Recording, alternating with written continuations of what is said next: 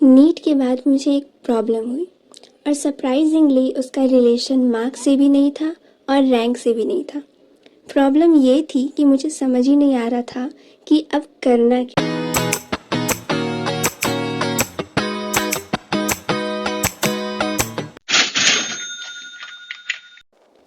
So Radhe Radhe everyone, I am Simran. एक समय NEET aspirant.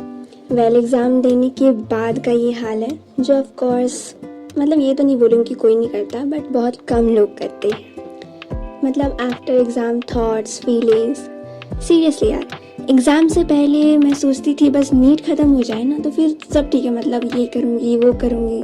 लेकिन अब कुछ समझ में ही नहीं आता कि आगे करूँ क्या।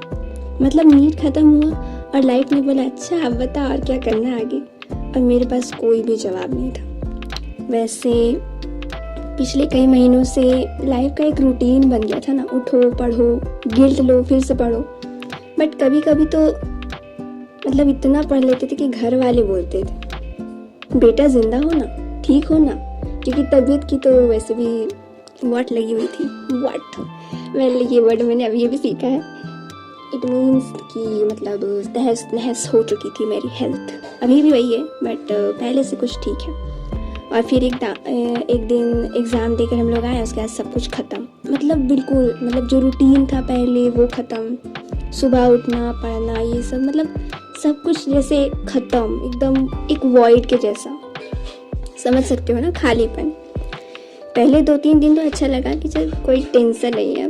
वेल एग्ज़ाम जैसा गया वो सब छोड़ दो, वो सब के हट के बोल रही हूँ, ठीक है। तो लेट उठना तो नहीं, क्योंकि हमारे यहाँ तो लेट उठना पाप माना जाता है, पाप। तो उठती तो मैं उतनी ही बजे हूँ, मतलब जितने बजे उठती थी 6:30 AM। फिर फ़ोन चलाना, शॉर्ट्स देखना। ऑफ कोर्स मेरे पास इंस्टा नहीं है तो मैं शॉर्ट्स में ही अपनी ज़िंदगी गंवा रही हूँ। फिर एक अजीब सा फेस स्टार्ट हुआ जिसमें मतलब सुबह उठती तो हूँ और लगता है कि अब करना क्या है, आज करना क्या है। जैसे पहले रूटीन रहता था, आज इतना करना है, वो करना है, ये करना है, लेकिन अब तो कुछ रूटीन ही नहीं। और जब कुछ नहीं करना होता है तो गिल्ट अलग होता है। मतलब पढ़ भी नहीं सकती हूँ और इन्जॉय भी नहीं कर सकती हूँ कि मैं खाली बैठी हुई हूँ। मतलब खुद में गिल्ट हो रहा है कि मैं क्यों खाली बैठी हुई हूँ अब लिटरली। बट ये फीलिंग है और ऑफकोर्स बहुत किसी को आती है। मतलब कैसी लाइफ है यार, एक तो मतलब कुछ करो तो प्रॉब्लम, कुछ ना करो तो प्रॉब्लम। और सबसे फनी बात ये है क्या, लोग पूछते हैं कितने मार्क्स आएंगे। भाई एक बार सही से पूछ तो ले कि एग्ज़ाम के बाद हुआ क्या है, लेकिन नहीं, मार्क्स कितने आएंगे।